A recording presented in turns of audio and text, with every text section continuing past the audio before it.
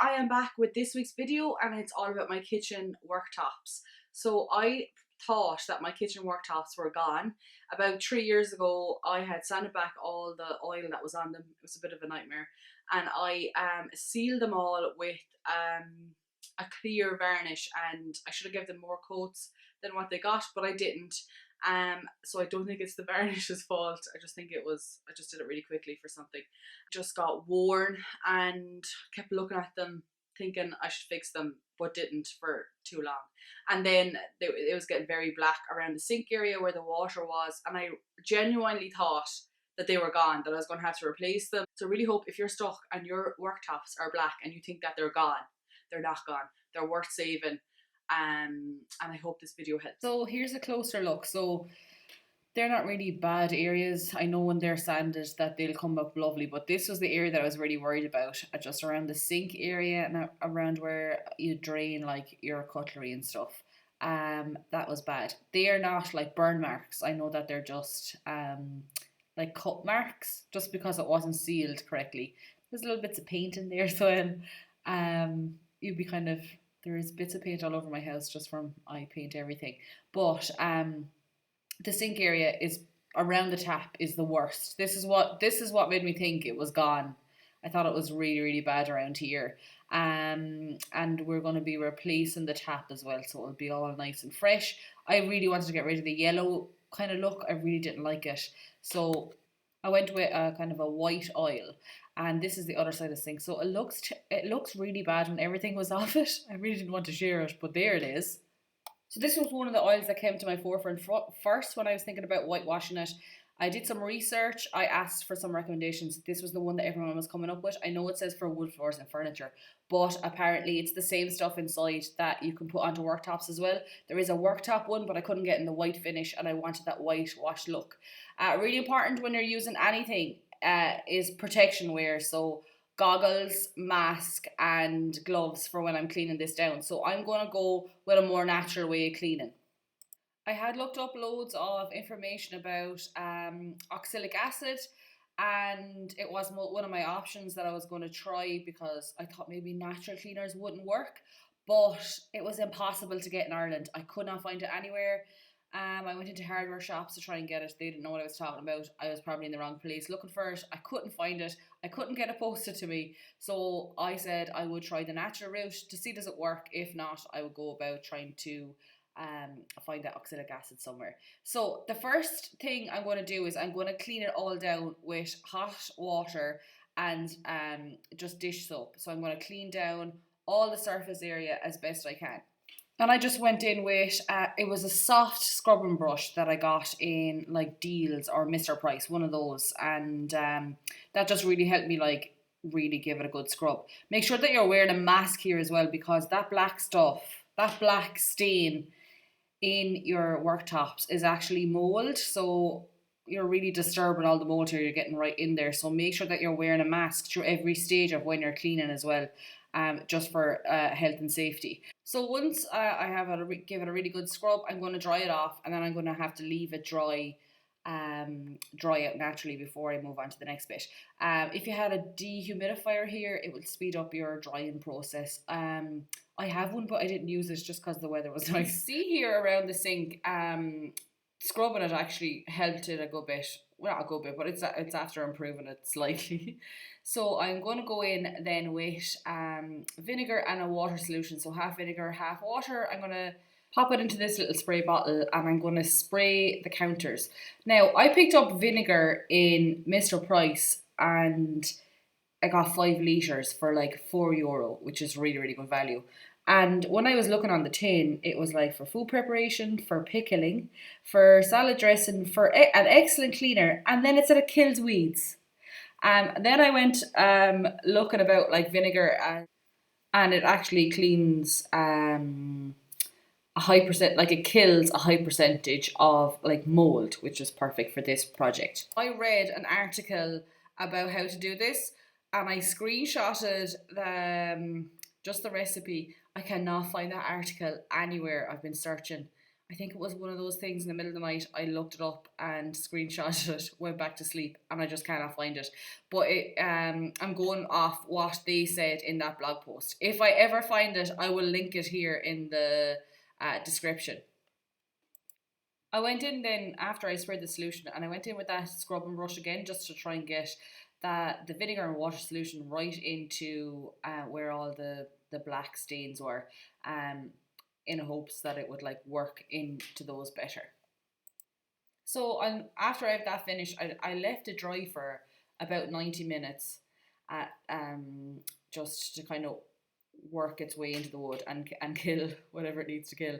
And then I came in and I dried it off. So every time you dry, like every time it's been wet and you dry it off, it looks worse because the water obviously is really showing up those black marks. So you can't really tell what it's looking like until each stage dries out. Then I went in with borax and I was delighted because I just literally had this in my press.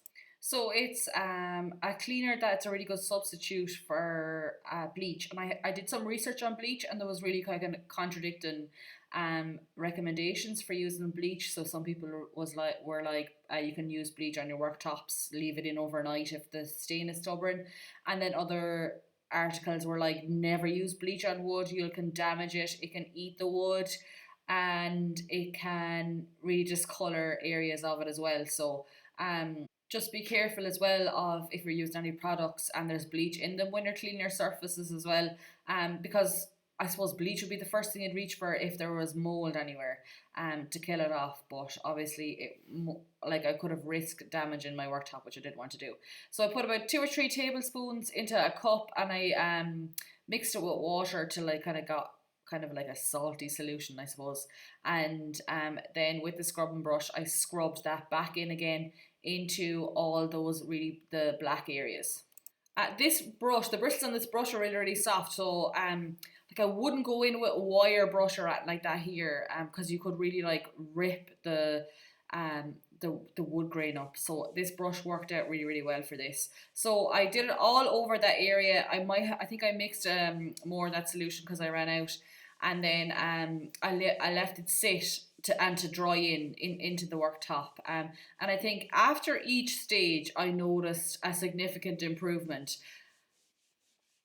after it was dry. Like you don't really notice it when you do it first when it's wet, but once it's dry, you can see like you can definitely see a difference. And I could really see it here because I had filmed it. So maybe like take a picture so that you know what you're doing is working, or maybe you need to do this twice or 3 times.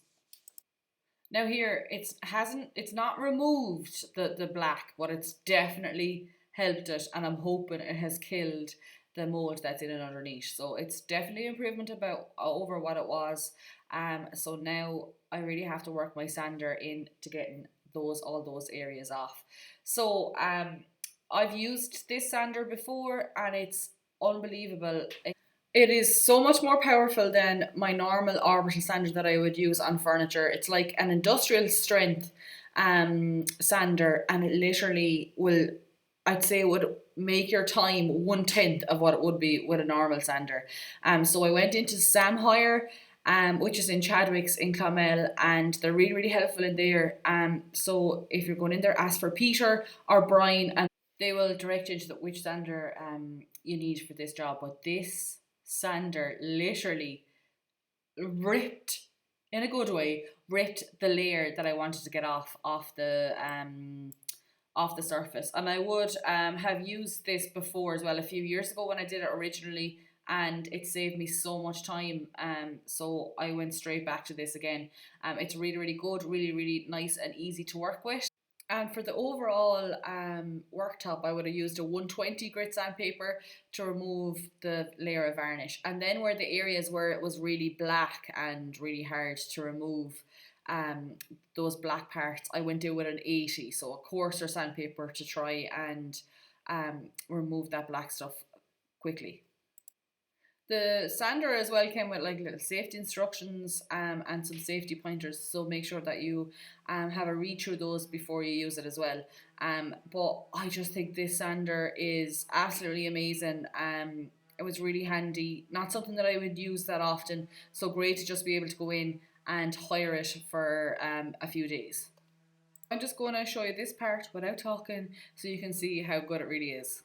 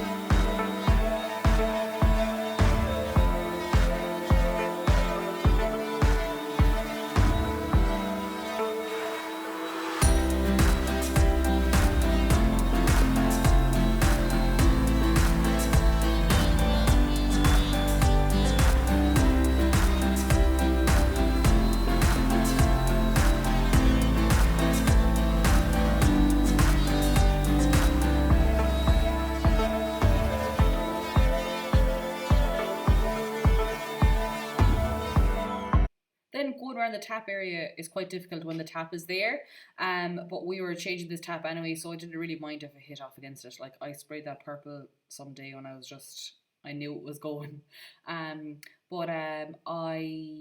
so that evening we had the tap off. We're turning off the water. We were changing the tap, so it was way easier to get in at that area once that was removed. Then the other side of the worktop, like, doesn't really have any of the black mold on it, but I just gave the whole lot of that area a quick sand with an 80 grit sandpaper before I kind of really worked in with the 120. For the little areas like this that were really awkward, I literally just rolled up a sand and paper to get in there as best I could, and they're quite difficult to get into. Like you couldn't get into them with a sander because it just doesn't reach in that far. And this is all I had. I'm sure there's small little tools that you can get that would be able to, maybe like a multi-tool with a little head on it, might be able to get in on those areas, but this is all I had, and I had to give back the sander, so I was trying to get done everything as fast as I could.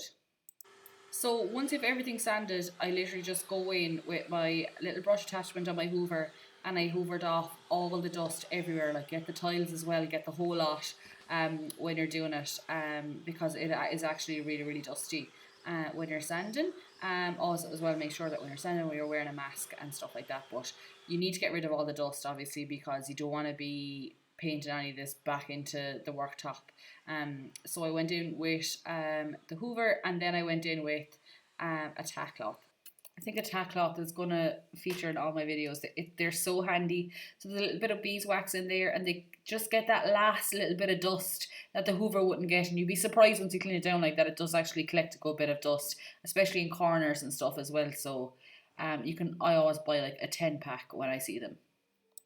Then underneath the sink there, the silicone has got that same black. Now, I think the silicone, I was afraid that the silicone was holding the sink in place, so I didn't want to remove the whole lot of it, because it was quite thick the whole way back along. So I tried a blade, and then I went in with another little tool that's actually for your nails to try and get rid of the black, and then I'm gonna go over it with white silicone, just to kind of make it clean looking. So I went in and I just kept scraping back the silicone back until all that black was removed. And then I cleaned out the sink, which there was a lot in there. Looks nasty. So I went in with the white silicone then to seal it, but also make it look a lot cleaner than the plain silicone. Then once that was dry, I went back in with another layer just to make sure that it was all nicely covered in and nice and neat looking, and then I can tidy up all the edges around the sink. So once everything's dust free, I'm going to go in with the Osmo Oil. So the Osmo Oil is made from natural oils and waxes, so it really like repels water. So I'm applying it with a brush first. So I just apply a thin layer with my paintbrush I leave it sit for a little while, but I'll only do this section by section, and then I can buff off the extra oil, so it never comes out this white, let's say. But if you wanted this look, you could probably do a good few layers, and it would probably work out for you. I went in then with a microfiber cloth to buff off all the extra oil, and I can kind of see there what one coat looks like.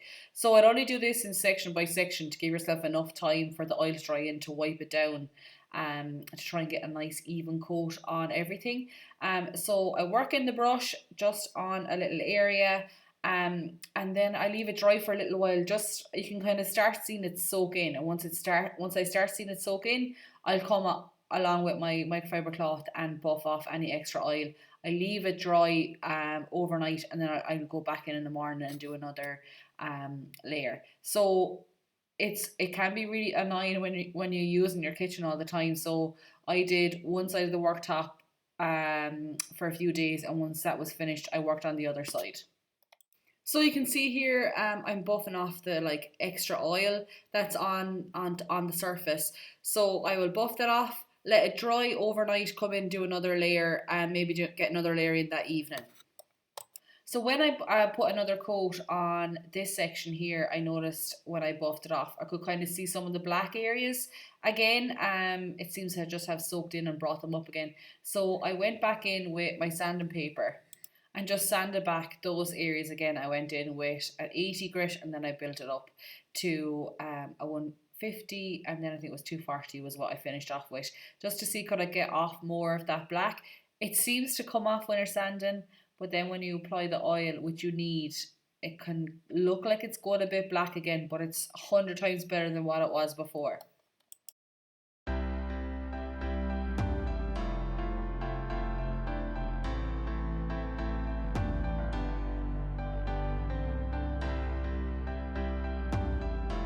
One of the problems I wanted to avoid this time was leaving stuff around the tap. Obviously, that's where all the black was coming from.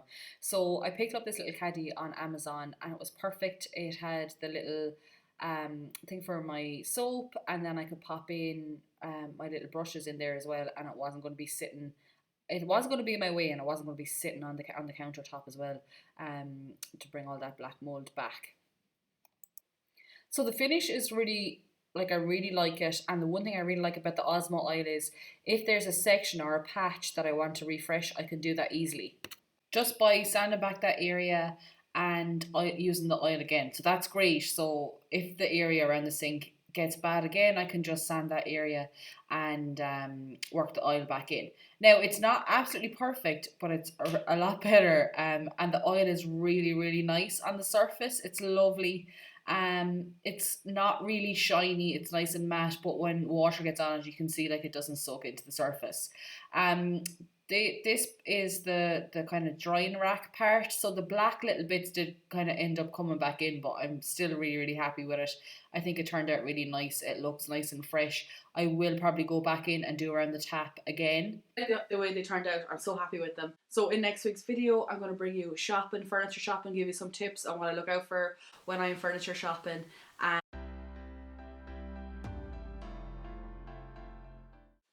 so looking forward to seeing you next week. Thanks a million for everyone who has subscribed already.